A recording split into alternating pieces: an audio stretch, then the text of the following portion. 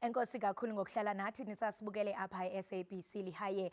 Ukuba ngumama kudla ngokuchazwa njengenye yezona zinto zivuyisayo ebomini. Kodwa ke kumabhinqa amaninzi iintsuku neveki emva kokuba bephawula ngolonwabo, kodwa ke iba yinxunguphalo nosizi. Namhlanje ke mbukeli sijonga kuxinzelelo lwasemva kokubeleka, i-postpartum depression ngelamakhumsha. Ngoku ke siza kuba naye kaloku i-educational psychologist uSiyathokoza Mthembu ukunye nathi apha estudio. Siyathokoza. Hi sisi. Ninjani? Ngiyaphila njani? Ndiyaphila nam. Thank you so much bana uze nathi ingakumbi esibhiyozela inyanga yamanina. Happy Women's Month. Happy Women's Month nakuwe nakubabukele emakhaya. Enkosi kakhulu. Yazi phezolo besizama into yokubana siqhagamshelana nawe kuZoom but singakufumani. Kodwa ke endebelana ne-cameras apha emsebenzini nditsho into yokubana I know sizawuthetha nge-postpartum depression.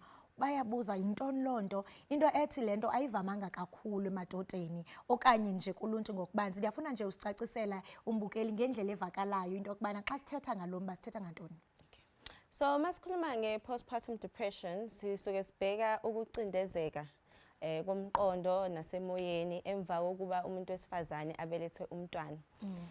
Ivamisile ukwenzeka kakhulu but njengoba usho abantu abaningi abayazi, kakhulukazi amadoda awayazi and futhi sabantu abamnyama isikhathi esiningi asikhulumi ngalezi zinto lezi. Kodwa zikhona and ziyas-affecta kakhulu as abantu besifazane. Yazi bendiye ndabona enye iclip apho ndibona umfazi ebulala umntwana.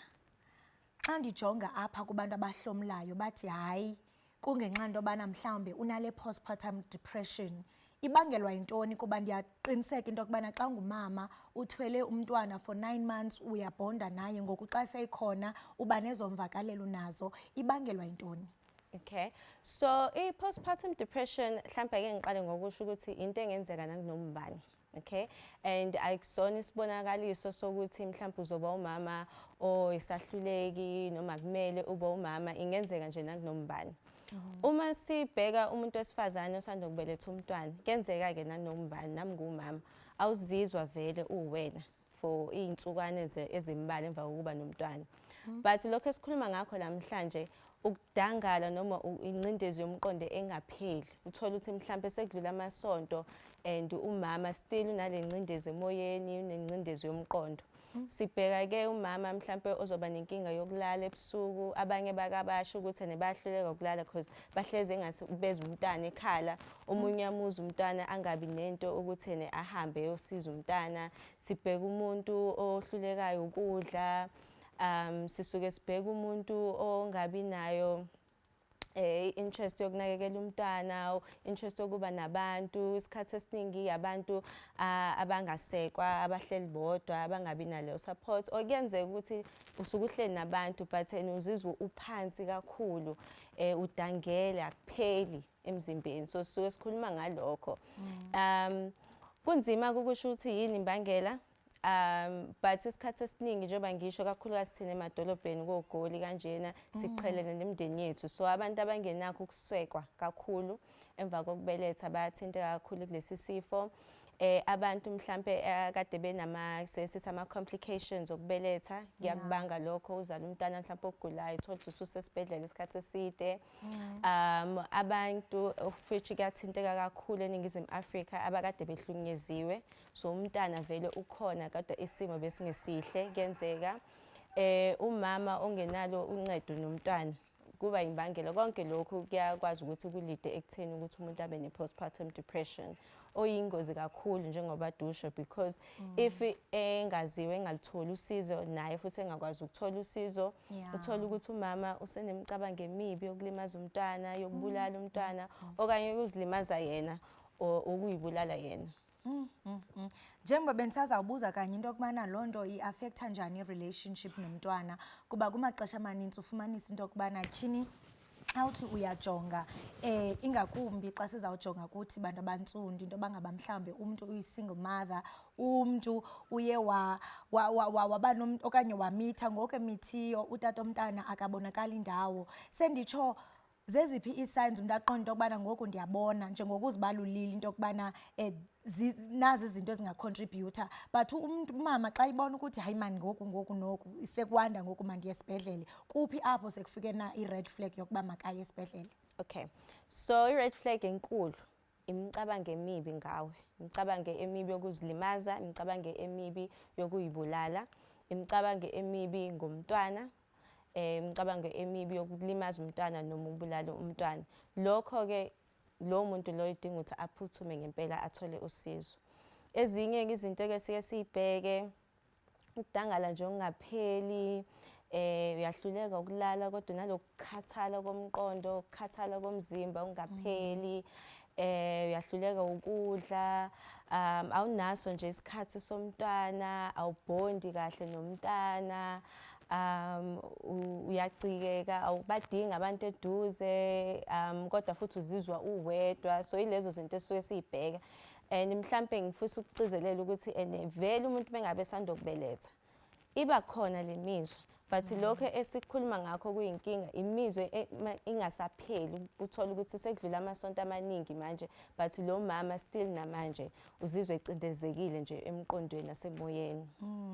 Kuphinde kube khona wena Siyathokoza i-cultural expectations apho kuzothiwa ungumdlezana, kumele into yokubana unje nanje ingakumbi xa uzoya emakhaya khona abantu abakunqungileyo abakunikeza yonke inkxaso oyidingayo. Ufumanise ke ngoku into yobana unale mvakalelo nayo noluxinzelelo lwengqondo, but because now kukhona ezi expectations so uyasuppressa le nto. Ndiyafuna ukuqonda into yokubana zeziphi incoko ekumele into yokubana siba nazo ingakumbi ukusuppressa the stigma that comes with this form of depression.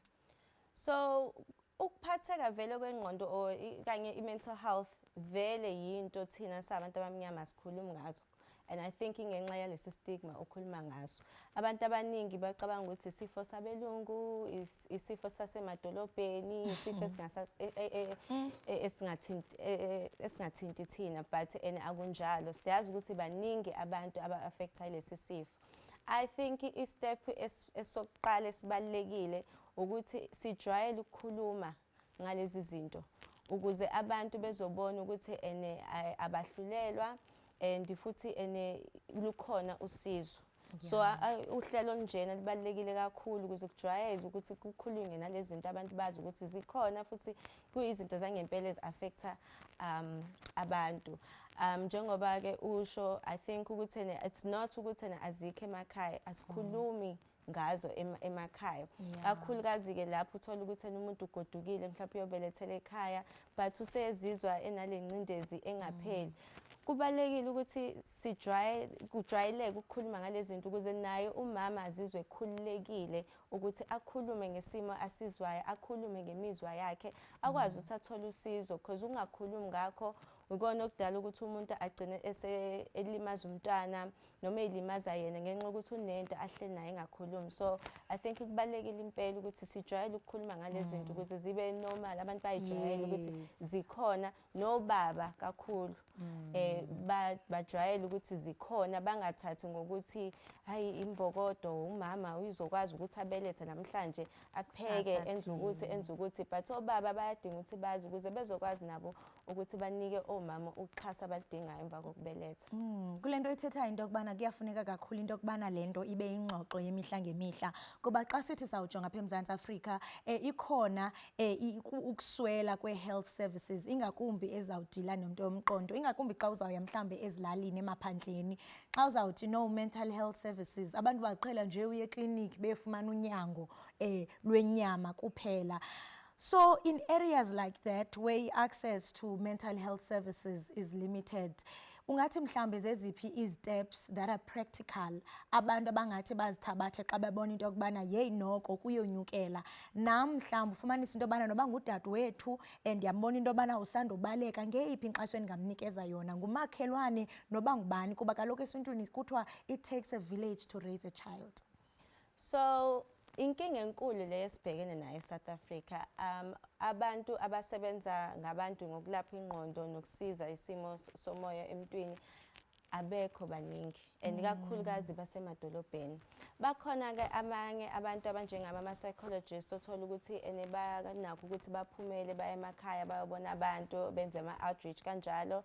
Abanye bayababona online, but iqiniso nje ukuthi ama-psychologists mancane kanti isidingo sikhulu okuyinkinga.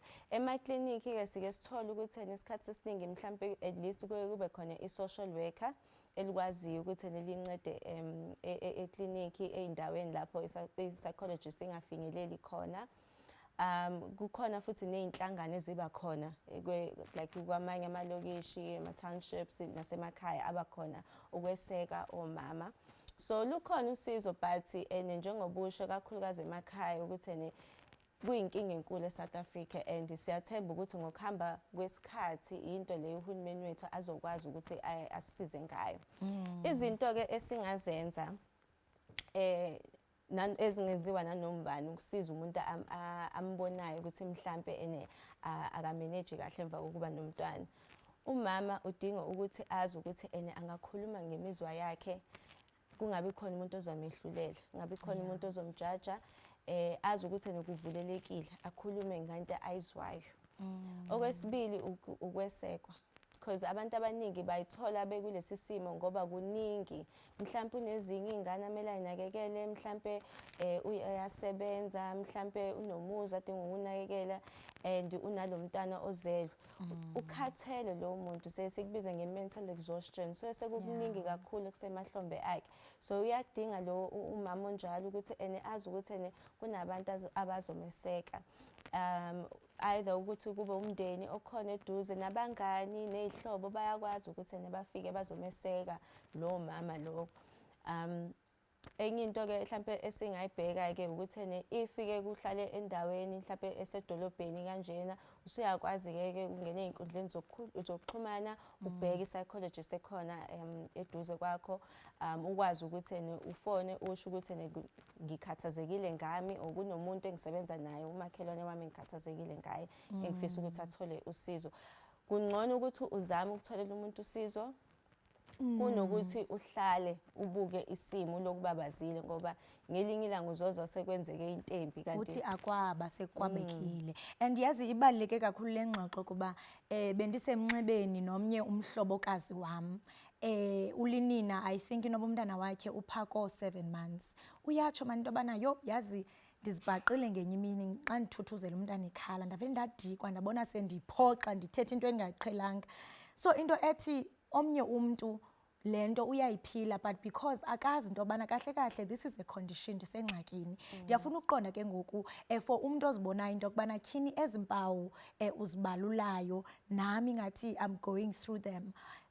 Yeyiphi support available especially when it comes to treatment. Ndiyafuna into yokubana aqonde into yobana i-setup ijonge njani. Uzawuya ekliniki ufika atsho into yokubana hey ndinento enje nanje nanje uyaphi and yonke loo nto how does it look like?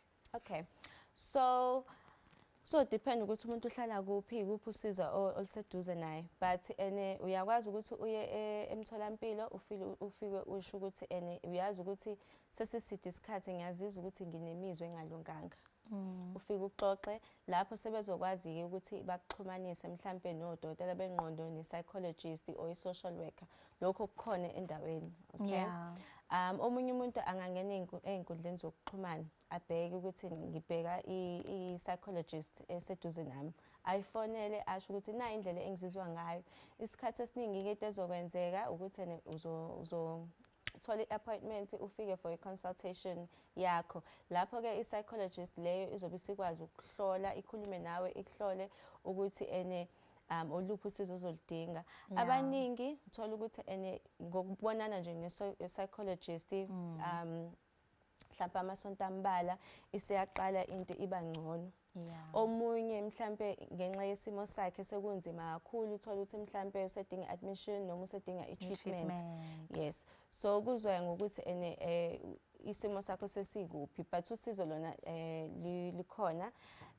If ubona ukuthi mhlawumbe sekuyaphuthuma uworried kakhulu ngalo muntu lona, ungamthatha lo muntu umise futhi nasesibhedlela, lapho futhi-ke esibhedlela bazokwazi ukuthi bakuxhumanise nabantu abazokwazi ukuthi bakusize. Sendisho njengengcali nengcaphephe yezengqondo ndiyafuna ukuqonda xa ujoge izibhedlele zalapha eMzantsi Afrika ingakumbi i-public hospital siyaqonda into yokubana hayi wonke umuntu uyakwazi uku-afforda kwi-private healthcare. Ungathi oogqirha, not oogqirha but oonesi baqeqeshekile to understand umuntu xa ifika esithi yho ndine-postpartum depression akazi ube mhlawumbe nyevulelwe phoxa? Into leyo eyinkinga kakhulu eNingizimu Afrika, istigma esikhona mayelana nama-mental health conditions, but lukhona ushintsho and siyakholelwa ekutheni ukuthi the more siba ney'ngxoxo ezifana njengalezi, leso stigma leso sizophela. Ey'bhedlela sesithembe ngoba baqeqeshiwe, odokotela, onesi baqeqeshiwe ngalezi zinto lezi, so akumele kube khona umuntu ongalitholi usizo ngenxa yokuthi uyasaba ukuthi uzehlulelwa, uzojajwa. Abanye bavele basabe bathi yokuvele kuthiwe yintoni loo nto. Kulong kakhulu, especially ebantwaneni abancane abasabayo futhi nabo ukuthi baye emaklinikhi because bayasaba ukuthi bazojajwa. Kumele kwenzeke wonke umuntu kule nsuku useyaba naleyo training ukuthi azi ukuthi no, ama-patients mangabe eze kumele sibaphathe kahle, kumele singabajaji, kumele bazi ukuthi iyona ndawo le yokuthi bathole usizo. I hope amanesi amamele le ngxoko so that umuntu angabe ezibambile. Ngoku siye sibone kumaxesha amaninzi into yokubana kukhona amanina nabantwana abazothi banalento ekuthiwa yi-mother wound. Umntwana akavani nomama akhe kunzima uzibuza into yokubana kukhale nyonini. Ingaba mhlawumbe kuye kwenzeke ntoni uba ngaba umzali uye wabanele postpartum depression but zange abe kanti uyanyanga? Kwenzeka ntoni emva kwaloo nto leyo ekukhuleni kwemntwana ade abe mdala? Do we foresee i-mother wound happening? So i-postpartum depression iyingozi kakhulu because iyona edala ukuthi kube sithole sekunesimo esinjalo ukuthi umntwana uyakhula, umama uyahluleka ukuthi abe naleyo connection nomntwana, uyahluleka noma ekhala akarespondi kuyena, noma umntwana elimali uyambona nje ukuthi uyacikeka kanalo nje lolo uthando lolo liyenzeka. Kumuntu ozizwe njalo angifuna athuke kakhulu because lukhona usizo, lezi zinto ziyakwazi ukulapheka. It's never too late. It's never too late. And if isekuhambile isikhathi eside, kukhona ama-psychologist njengami nje mangilinganisa, ngiyakwazi ukuthi ngimbone umama. Kwesinye isikhathi siyakwazi ukwenza o-family therapy lapho sibiza khona umama nabantwana sibe khona endaweni eyodwa sikwazi ukuthi sixoxe ngale zinto, umzali naye axoxe asho ukuthi no, ngesikhathi uzelwe nazi izinto engangidlula kuzona, mhlampe ngangibona ngingenamali, ngangihlukunyezwa ubaba wakho, nje akwazi ukuthi abhodle nomntwana naye abhodle ukuthi mama ngifile engazi ukuthi na ungithandi, ngifile engazi ukuthi kunje kanje kanjena, and through leyo process leyo sikwazi ukuthi umndeni uthola usizo odingayo, but it's never too late. Yeah. I think ndiyaqiniseka into yokubana njengoba sibhiyozela inyanga yamanina iyofaneleka into yokubana ibe ingxoxo yenye imini indaba yokuthi umzali nomntwana bathi hayi asinabo ubudlelwano, siqala silungise because ndiye ndakhwanqiseka kakhulu xa ndibona abantu ku-social media omnye esithi kungcwatywa umama wakhe wabesithi uyavuya uyabhiyoza. Uzibuza into yobana ubhiyoza njani umzali wakho kusithi uyangcwatywa, but iyabonakalisa into yokubana there are many contributing factors. This could be one of them, but ufumanisa into yokubana ngoku bekunye abayazi loo nto leyo. Enkosi kakhulu ngokukwabelana nathi ingxoxo ebaluleke kangaka. Siyathemba into yokubana namanina oMzantsi Afrika afundile, nomntu uzazikrwempa amakhwapha aqonda ukubana ndinengxaki aye nganeno esibhedlele okanye adibana nengcaphephe yengqondo. Enkosi kakhulu. Bongameni. Right, imbukeli we-SABC haye lo ke ebesithetha naye nguye uSiyathokoza, ingcali nengcaphephe yengqondo yezempilo. Nalapho besinabisela kakhulu umbukeli ngezinto ezithi zenzeke kwinina ingakumbi xa isanda ukubeleka.